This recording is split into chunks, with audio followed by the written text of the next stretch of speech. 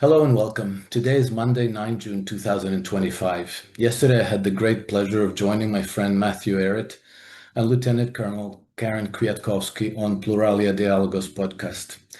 I will link the full recording below. Before I start, however, a quick personal note. Over the past few months, I have been quite buried with work, but also correspondence. By email, through my website, Substack, Telegram, Facebook, Signal, X, to the point where I simply cannot keep up. This is just to say that I appreciate all the messages, read them all, but please excuse me if you don't hear from me in a reasonable time, and do remind me if it's important. Anyhow, back to yesterday's discussion with Karen Kwiatkowski and Matt Ehret. We discussed the general state of things in the world, but towards the end of our session, we addressed some questions from viewers. One of them asked about the periodic mega transition cycles of human societies, whether we are experiencing one now, and where things might go from here. I believe, in fact, that we are at the beginning of a very significant transition, one which might mark a sharp break with the last 500 years of history. It is hard to fathom what the nature of such a transition could be, so the whole question reminded me of something I addressed about 2 years ago upon returning from a conference in Samarkand, Uzbekistan. I found myself at a loss about how to convey the difference between living in a tightening and increasingly psychotic matrix of Western societies and the more chilled out, ordinary civilized life. The realities experienced in one environment might become incomprehensible to those living in the other. Particularly for Westerners, the idea that living could be good and enjoyable in some of these backwards, inferior places scattered beyond the Golden West is so alien, it doesn't even compute. The general sense is that we are so lucky to live in the best, most advanced model of human society, where above all, we are free. We're so free, in fact, that we keep having to remind ourselves of it.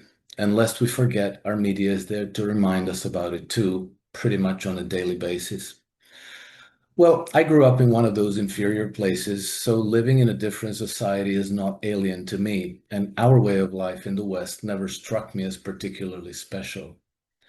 The freedom part, in fact, always struck me as a lie, which was obvious to me ever since I moved to the United States at the age of 17. Only I never quite knew how to articulate much of what the relevant differences were between one kind of society and the other. In a way, those differences imply that perhaps a radically different way of life should be possible and should be considered, one that could perhaps render living an utterly blissful experience on the whole. To try to convey this, I thought I'd resort to a metaphor, and comparing humans to chickens seemed to fit the bill, although some found that offensive, of course. Anyhow, the result was an article titled "Life Outside the Western Matrix. It's Never Been Better." The relevant passage is as follows. To appreciate the realities and perceptions of people who live in the West, imagine for a moment the reality of chickens who only ever knew life in a modern industrial feedlot. If they could speak, they might dissipate endless energy in passionate debates about the layout of their coop, the design and the size of their cages, the lighting and the quality of the fodder. They might have strong opinions about the conduct of other chickens and about their beliefs. Normie chickens might praise the farmers who obviously take care of them, feeds them, and keeps them safe. The conspiracy-minded ones might scream that the farmers are really keeping them for slaughter, which of course is ridiculous since there's no evidence of that. The collective might even develop an ideology affirming that the feedlot was the best model of society ever devised for the chicken kind. Members of the community would probably be encouraged to admire the feedlot as a technological marvel, and many well-meaning chickens might devote themselves to the study of life in the feedlot. Those among them who became aware of its flaws might strive to make the chicken world a better place by improving the design and management of the feedlot, demand larger cages, better quality fodder, or safer medications. Those slightly more clever chickens who somehow mastered the life in their pen to their advantage would even learn to enjoy the place, as it had enabled them to rise above the other chickens. They'd learn to perceive themselves as more capable and more worthy than the ordinary chickens. They might convince themselves that if most other chickens struggled, it was all down to their own shortcomings, so their complaints could be disregarded. The clever, capable chickens would be held up as role models for others and proof positive that with the right attitude, hard work, and grit, any chicken could succeed. Meanwhile, the appreciation of life outside of the feedlot would recede beyond the comprehension of the confined chickens. After a few generations in confinement, the living memory of any other way of life might get erased from the chicken's collective consciousness. The idea of simply being and enjoying life in the abundance of God's green earth would become an alien concept, wholly displaced by the pressing need to work hard, to learn how to navigate the feedlot's limited and limiting matrix, and to carve out some semblance of success within its confines. The chicken's very self-perception of who and what they are and what it means to be a chicken would become distorted beyond recognition.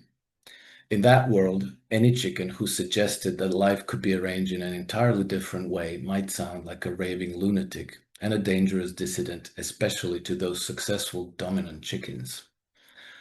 Perhaps a day outside under the sun might suffice to put things back into perspective, and this is what my trip to Samarkand was. Over the last 30 years, the deterioration of quality of life in the West has in some ways paralleled the de-evolution of chickens in our industrial farming operations. We are less prosperous, less healthy, and less free than we were 30 years ago. Our health has deteriorated, rates of chronic illnesses, depression, obesity, and drug use are exploding. We have fewer children and less time to be with them and enjoy bringing them up. Even our life expectancy is becoming shorter, and as we deteriorate physically, we are also deteriorating psychologically and emotionally. As with chickens and other livestock, modern society is gradually becoming an industrial farming operations for humans also.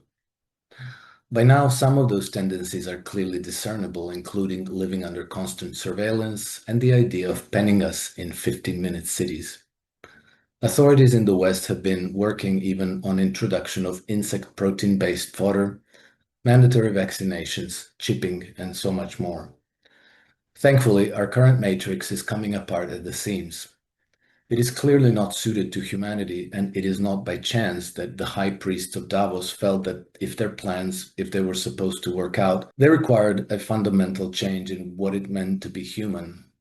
As Yuval Noah Harari explained it, the idea that we are unique individuals and have this divine soul, that's over. We are now hackable animals as far as they're concerned. But those decisions never were and never will be up to the European degenerate oligarchies. We are part of the natural world, which is God's divine creation, and as we can all witness, every part of that creation is majestic and beautiful. So how could humanity be less than majestic and beautiful? For sure, once we have freed ourselves from the malignant parasite that's draining our life's blood, we will be, because we are. This place is our inalienable birthright.